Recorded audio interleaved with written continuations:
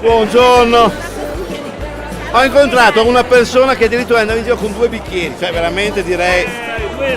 Buongiorno, sì, questo è un cocktail a base di grappa.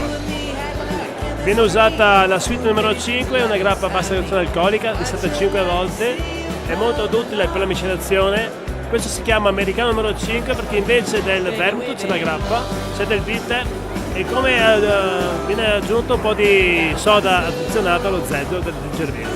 E mi confermi insomma la grande tendenza del bere miscelato, no?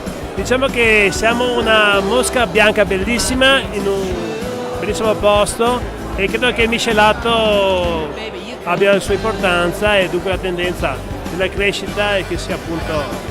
Ma il cocktail piace anche alle aquile. Penso di sì, le aquile volano sempre più in alto.